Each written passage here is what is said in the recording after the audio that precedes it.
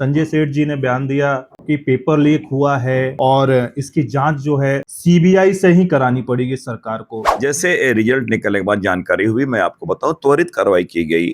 अध्यक्ष को रिजाइन करना पड़ा, 11 लोग अरेस्ट भी हुए हैं और सीआईडी पूरी जांच कर रही है कि जो इस तरह डिमांड कर रहे हैं भारतीय जनता पार्टी के लोग, जिस प्रकार की बातें कर रहे हैं। उनके 16 साल के कार्यकाल में 5 एग्जाम हुए। बच्चों को कहना चाहिए कि जिस सेवा में हम राज्य के जिस सेवा में हम जो जाना चाहते हैं, उस सेवा के जो वो अगर जांच जैसी बनी हुई है, कार्य कर रही है, तो उस पर संदेह नहीं करना चाहिए, उस पर विश्वास करना चाहिए। विपक्ष का लगातार सवाल जो है चंदा चोरी को लेकर है। नीट पेपर में जो बच्चे आंदोलन कर रहे थे उन पर लाठीचार्ज हुआ था, उन सभी बातों को लेकर है।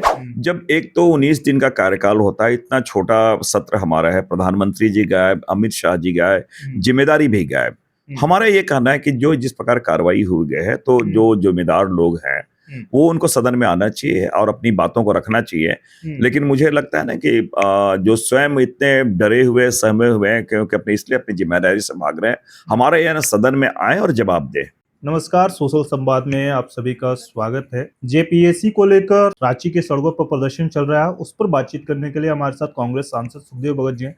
सर, लगातार जेपीएससी को लेकर जो है कि छात्र रांची के सड़कों पर प्रदर्शन कर रहे हैं, वहीं वहां के लोकसभा सांसद संजय सेठ जी ने बयान दिया कि पेपर लीक हुआ है और इसकी जांच जो है सीबीआई से ही करानी पड़ेगी सरकार को। क्या कुछ आप कहना चाहेंगे? पहली बात तो उन्हें जानकारी नहीं है, पेपर लीक नहीं हुआ।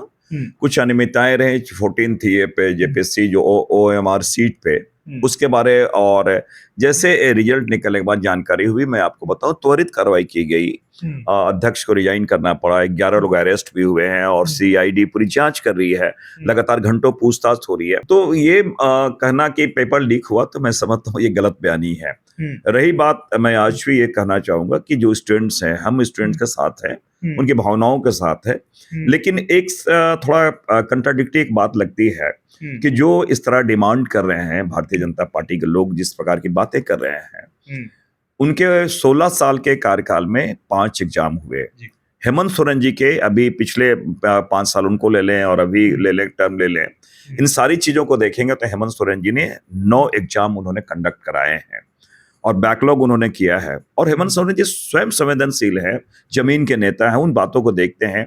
रही बात बहुत सारे स्टूडेंट से कुछ ऐसे डिमांड के, उसमें भी काफी जो आंदोलन हुआ उसमें भी काफी अलग अलग आपस में भी खिंचातान हुआ है, मैं उस पर नहीं जा रहा हूं। लेकिन एक बात मैं जरूर कहना चाहूंगा, जब एक प्रक्रिया चल रही है, सीआईडी की जांच चल रही है और बच्चे जो छात्र, उनसे मेरा एक निवेदन है, उनको मैंने कहना है कि आप सीआईडी पे भरोसा नहीं कर रहे हैं, लेकिन जेपीएससी तो जो एग्जाम कंडक्ट करती है, इसमें राज प्रशासनिक सेवा है, राज पुलिस सेवा है, राज राजस्व सेवा है, वित्त सेवा है, इससे बहुत सारे जो है जो एलाइड सर्विसेज है।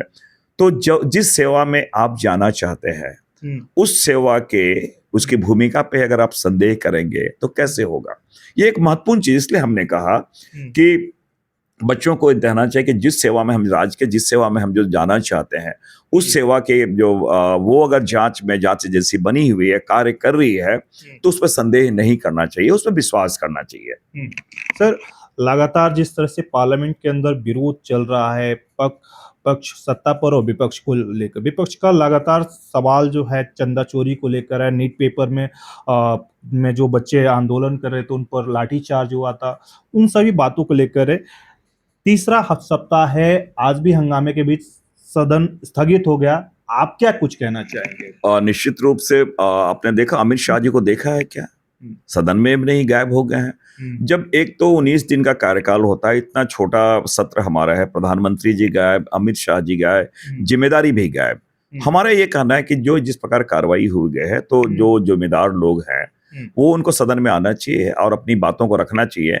लेकिन मुझे लगता है ना कि जो स्वयं इतने डरे हुए सहमे हुए हैं, क्योंकि इसलिए अपनी जिम्मेदारी से भाग रहे हैं, हमारे यहाँ सदन में आए और जवाब दे। क्या सर, कल भी आज जिस तरह से सदन स्थगित हो गया, कल भी इसी तरह से आप लोग हमारा उद्देश्य सदन स्थगित कराना नहीं होता है। हमारा उद्देश्य होता है कि सरकार अपनी जिम्मेदारी ले, जिम्मेदारी से ना भागे। सरकार भाग रही है और स्वतः इस तरह से जो चीज हम जब डिमांड करते हैं, अपनी बातों को रखते हैं, सदन स्थगित कर दी जा रही है। बहुत बहुत शुक्रिया सर। दिल्ली से सोशल संवाद की रिपोर्ट।